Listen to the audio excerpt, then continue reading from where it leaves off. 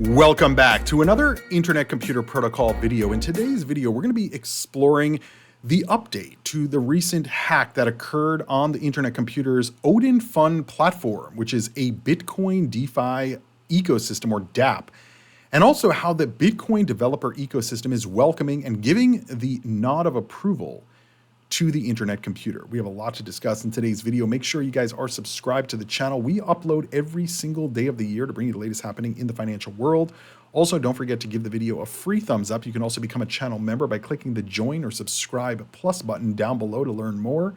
And sometimes we do deep dives into individual cryptos like we're doing today. And sometimes we talk about the macroeconomic environment in the financial markets, in the crypto markets, and more. So make sure you guys are subscribed so you never miss a new video. Now, just the other day, we covered the Internet Computer recently had a hack. Now, it wasn't directly on the Internet Computer. It was more on a dApp or program built on top of the Internet Computer called Odin Fund. But what we noticed was there was a significant reduction in the total interoperated Bitcoin, or Bitcoin that's fused to both Bitcoin network and Internet Computer network. You can see that right here. Chain key Bitcoin, which is the interoperable Bitcoin that runs through the Internet Computer. That's the easiest way to explain it. It went from about 487 Bitcoin down to about 430 Bitcoin, which is about a 50 or 60 Bitcoin reduction. And I saw that and I was like, whoa, are people exiting Internet Computer? But no, it was actually a hack on the Odin Fund platform, which is an NFT ecosystem for cross-chain compatibility between Internet Computer and Bitcoin network. Now, I posted this on my YouTube community tab. You can find that by clicking the Cryptoviser logo down below. Go to my page. And then click on posts. And the more you like these posts and comment, the more you'll see these on your YouTube feed. But I said it appears that ICP is recovering from a large Bitcoin theft from the DEX, which was Odin Fund. And you can see in just a few days, most of the Bitcoin was recovered on the network. We're back up to about 470, which brings the 50 Bitcoin theft down to about maybe, what did I say before? 480 cents. So about 15, 16 Bitcoin now is still lost. Now, I don't know all the details into how they're recovering this Bitcoin or whether they're just covering it. As I said in my other video where we talked, I think it was called ICP DEX Gets Hacked Again. I think that was the video where we went in depth on what occurred. But in that video, I explained that it seems to me that from the research that we did, that Odin Fund platform had multiple hacks, right? Multiple thefts from their ecosystem, which is definitely a problem. And in the video that I did covering the Odin Fund 50 Bitcoin hack here, or theft, one of the things that I said is at some point, either the ecosystem of Internet Computer is going to have to let that program go and stop supporting them. Or you're going to have the likes of Dfinity, which is the main development company behind Internet Computer, get involved here. And that may be what they did. Because if you look on the new Bitcoin DeFi website, I think I have it up here. Yeah, right here. The Bitcoin DeFi website, this is built by Dfinity and the developers at Internet Computer. You can clearly see that they are still highlighting Odin Fund on this new Bitcoin dApp ecosystem. So there is a very high potential that Dfinity got involved and is either going in and taking control of this program or just assisting them. But either way, you cannot have a program that is the highlight of interoperability on an ecosystem like Odin Fund continually get hacked. Because the first hack, yeah, I get it. Second hack, maybe. But by the third, fourth, fifth hack, you start to question the viability of the entire ecosystem of the network, Internet Computer, not just the dApp. And also, now Internet Computer, the ecosystem has artificial intelligence, large language models that can actually code and build dApps for you. So that you should be able to utilize that large language model to also audit the code of the already built apps on the Internet Computer to check for potential exploits, potential issues, potential theft vectors, so that they can go in and correct those. And so this whole issue with the hack of the Odin Fund network. It's a fairly small financial issue, right? 50 Bitcoin, it does sound like a lot. And by the way, it is a lot. But at the current price, it's about $7 million, right? And when we're talking about a $4 trillion market in crypto, it's a very small piece, but it's still a lot of Bitcoin. But the bigger issue for me is whether these ecosystems can operate.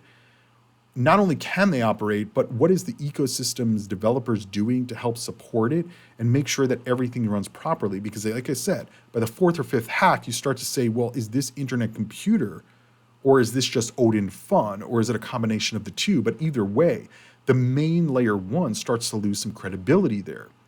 Same thing that we see in Ethereum, right?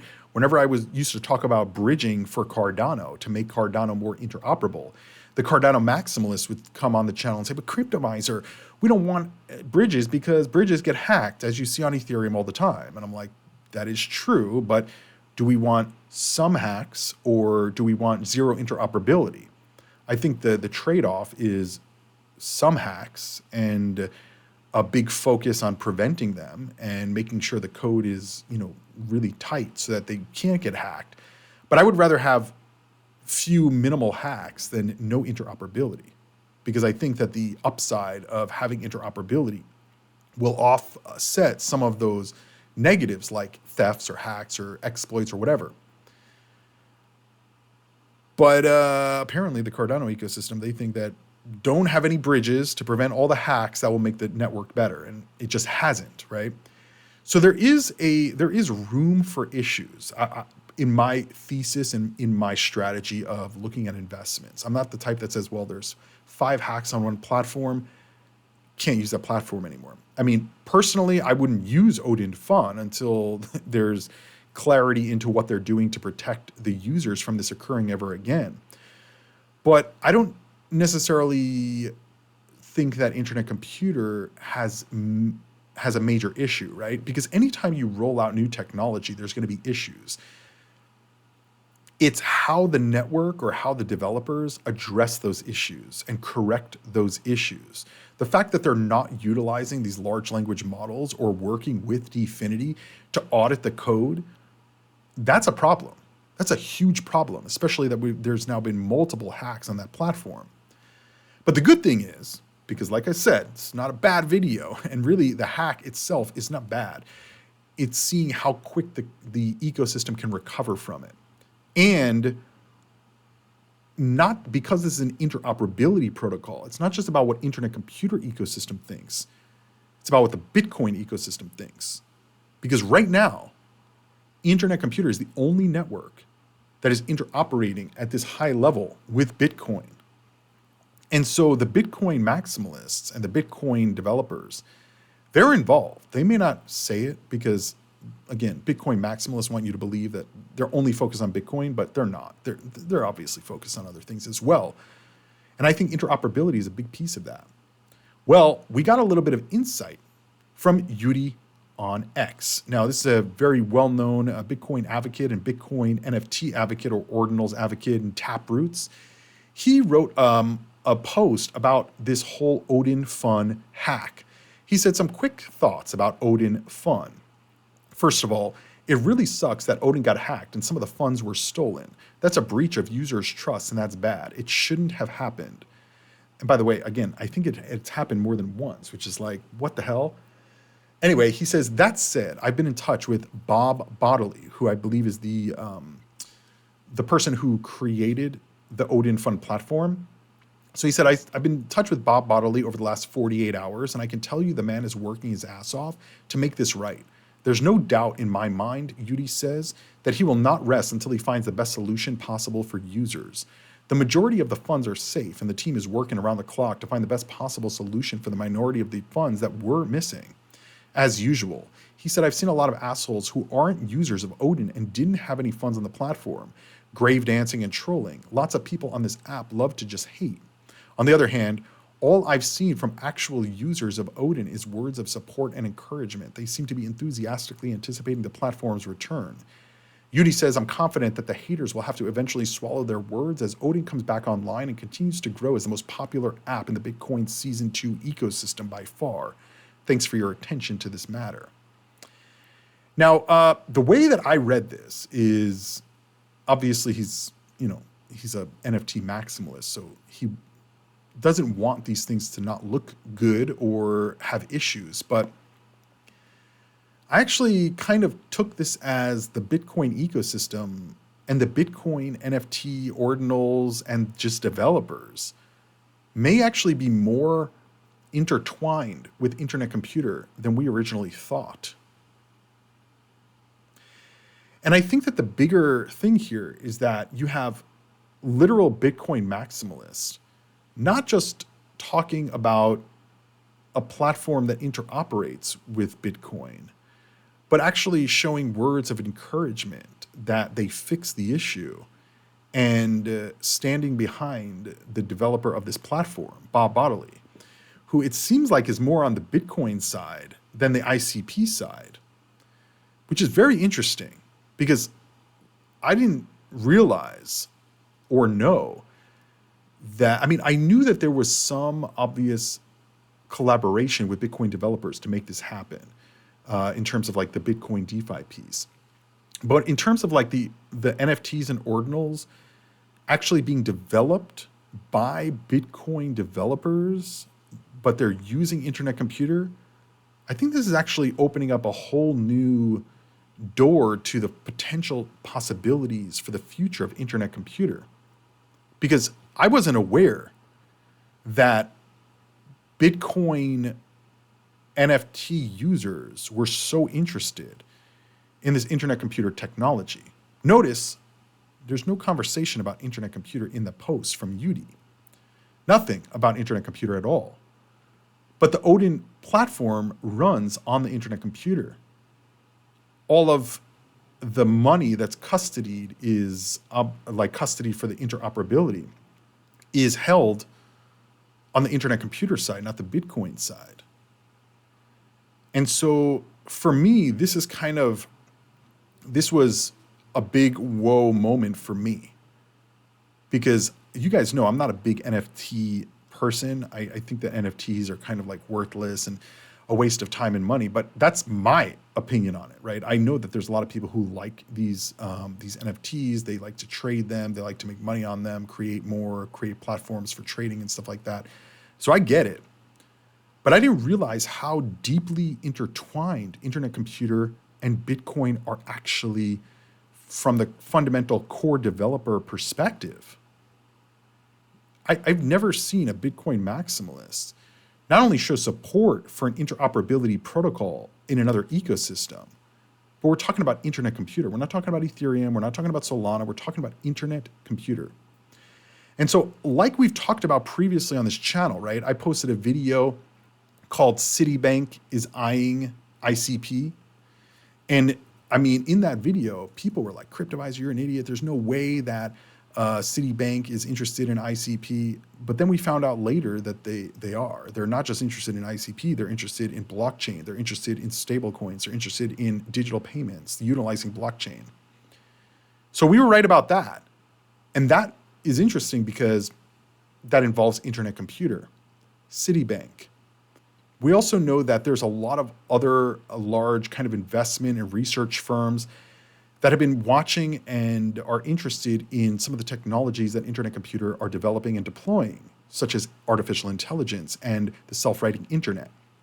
We know this from the same conference where we saw not just Citibank, but we saw people from many different ecosystems, many different angel investors, right? Mario Nawfal, who has the largest Twitter spaces or X spaces, he was sending his team to the Internet Computer Summit to learn about what they're doing with AI. And these are just like small little tidbits. I mean, imagine these large corporations or banks that are getting involved in what they're doing, even on the investment side or the integration side or the developer side. I mean, it's pretty big. But now we know, like this is, in my view, very clear confirmation that not only is the interoperability between Bitcoin and internet computer more vast than I believed, but the support for it is also on a different level than I think many of us could have even imagined. And so these are the little things that make me even more bullish and more bullish, because a lot of people have been saying, Cryptoviser, have you sold your ICP? I mean, I've traded it over the last couple of years, but I'm holding right now, right? Do I think that the general market is headed for a bear market? Absolutely, right? We're in the second half of 2025, 18 months since the Bitcoin halving. Like, generally speaking, the market is topping out. But there's other ecosystems here, like ICP, that have been building technology and capabilities and interoperability and features and tools that are just starting to get rolled out now. And as they get rolled out, they're going to start being utilized, and then they're going to start building, and then the network's going to grow, and the metrics are going to increase, and we're going to see a lot of these things reverse, right? And so small things like a hack could be viewed as a terrible thing for the network, right? And maybe catastrophic, being it's a fifth or sixth or fourth or third or second hack in just a few short months, right? But good things can come out of these bad things also. Because number one, the network has almost completely recovered in terms of how much Bitcoin is locked in on Internet Computer. Where this Bitcoin is coming from, I don't know. Maybe they got some of it returned. Maybe they're just raising money. Maybe other whales got involved. I don't know. But we're recovering fairly quickly. The other thing is we have the support, or I should say Internet Computer developers have the support of the Bitcoin NFT ecosystem. Now keep in mind, the Bitcoin maximalists do not like NFTs, ordinals on their ecosystem. They don't want anything, right? The Bitcoin maximalists, they're like the most boring investors, right? Hold the coin, don't do anything with it, don't get any income, don't loan it out, just hold it. It's like gold bugs. They just like having gold bars in their living room and they just stare at it all day. They don't want to do anything with it. It's crazy.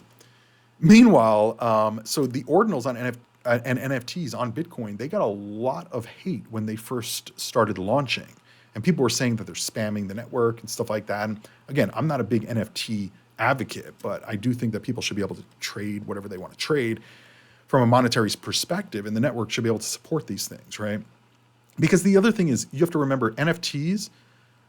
When we think of NFTs, we think of like, JPEGs, but actual NFTs could be ownership in a home, a title to a vehicle. NFTs are a placeholder for ownership of something, right? It's a tokenized ownership. So they can be used for more things. I think that the JPEG situation is kind of like the first use case, and it's the easiest use case. It's the most fun use case for most people. But eventually it's going to go into tokenizing ownership of other things and then having it secured in the blockchain. That's what an NFT really is going to be in the future. So this is where we're at. Internet Computer had a hack. Internet Computer, I should say, people are going to want to correct me. Internet Computer, a protocol on Internet Computer had a hack. 50 Bitcoin were stolen. Almost all, I would say a little bit more than half of the Bitcoin has been recovered so far. You have Bitcoin NFT maximalists and ecosystem developers supporting an ecosystem that is built to interoperate Bitcoin with Internet Computer.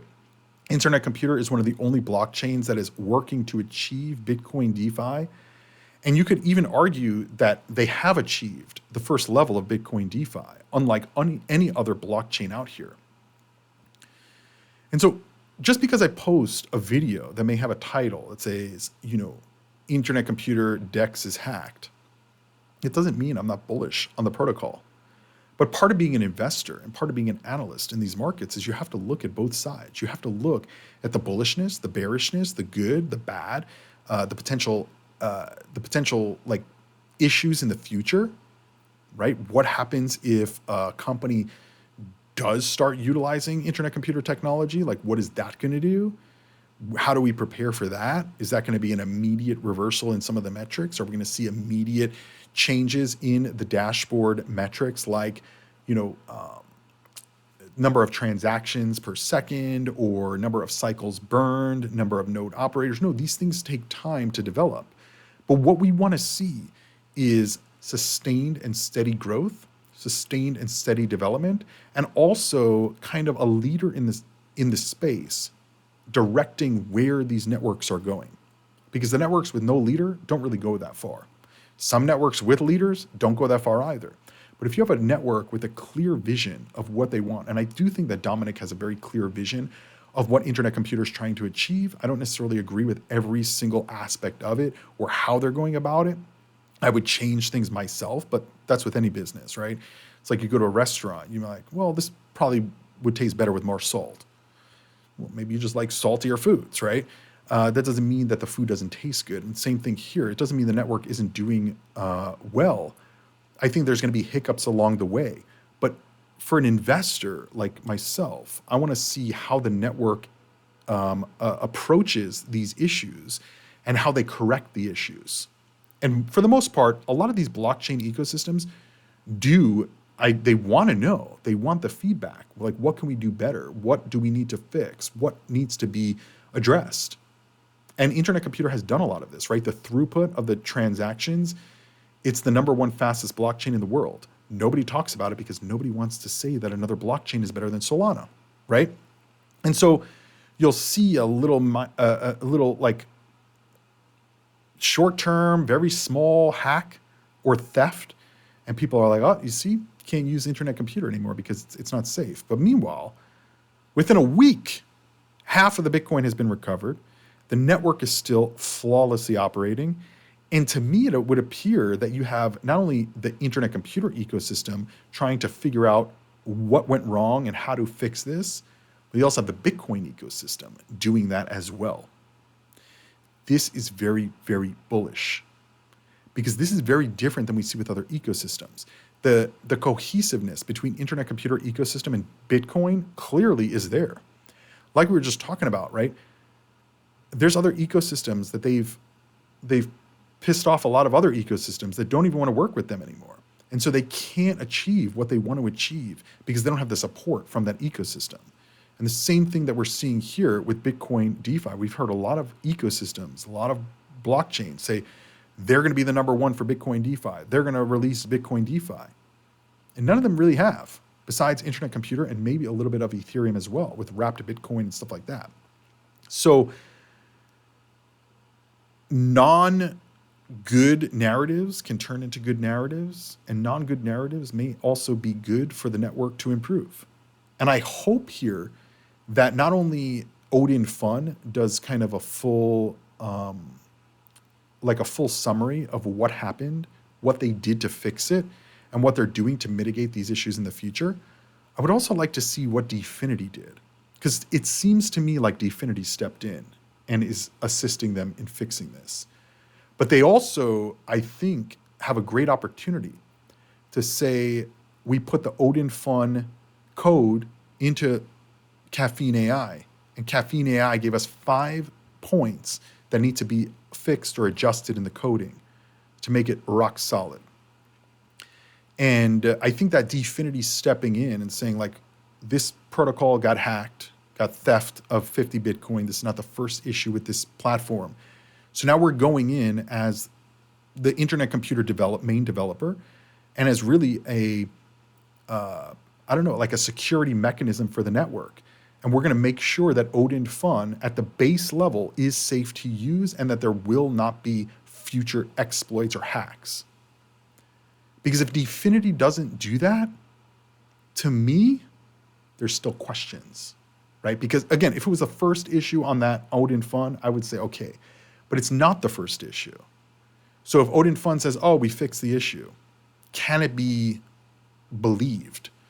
And maybe they did fix the issue, but maybe they're not foreseeing another issue. And that's where I think it would be helpful if Dfinity stepped in and kind of said, like, we see that this was an issue. We need to protect the network. We need to protect the metrics of the network, and we need to protect the users of the network.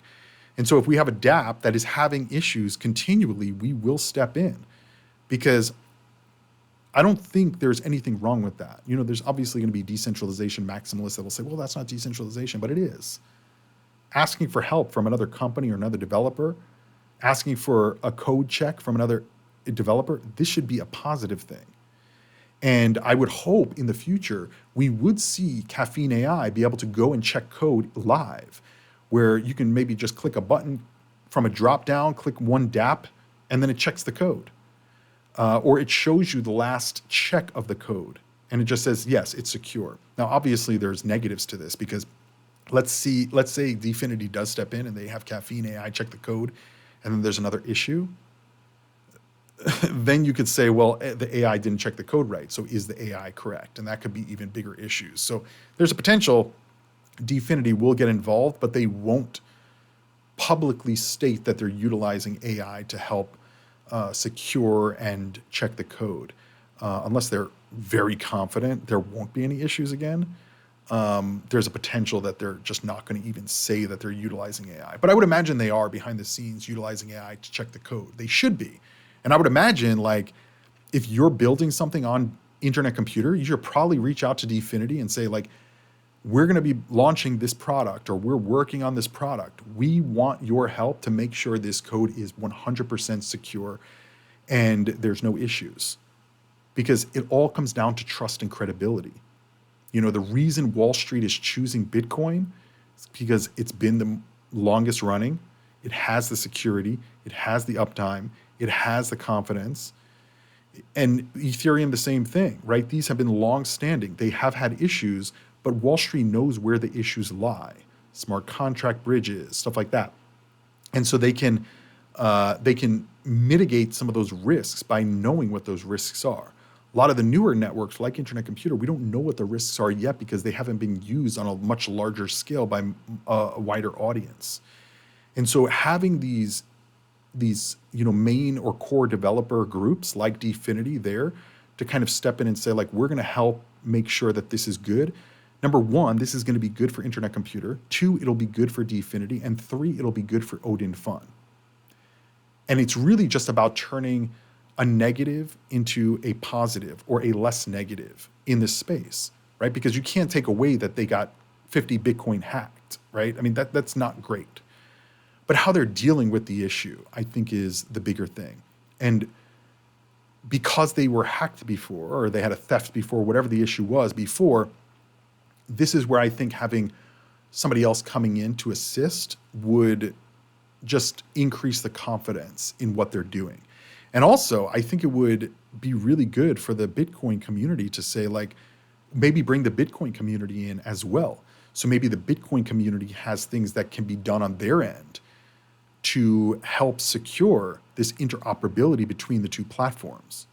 Because again, right now they're just dealing with JPEG NFTs, but in the future, maybe they're going to be dealing with home ownership or car ownership or ownership of, different assets, utilizing these NFTs as the tokenized ownership of that. But you have to make sure that these are not able to be stolen or moved without authorization, and that is a risk. Maybe you have cross-chain signatures where you have a signature on the Bitcoin network and a signature on the Internet Computer network. I don't know. I'm not a coder. I'm not a developer. I'm an investor and an analyst of these markets. And so that's what I do. I analyze the issues, the projects, the hurdles that these projects are going to have to achieve, and then identify, like, is this investable? If it is, when do I exit? Is it not investable? Do I short? Do I look for entry points as it's not investable, or if it is investable? Like, we look at all different angles. And so, yeah, for when I'm recording this video, I have not sold my Internet Computer. I don't plan on selling anytime soon. I mean, we could go much lower in the price. Like, let's be very clear about that. But I do think that there's enough with Internet Computer, and now knowing that the Bitcoin community is supportive of Internet Computer and Internet Computer capabilities, I think that just brings everything to a whole new level. Let me know what you guys think down below in the comments. Give the video a free thumbs up, hit that subscribe button, and let me know what you guys think about Bitcoin maximalists supporting the Internet Computer Protocol. See you guys on the next video. Invest responsibly, do your own research, and crypto on.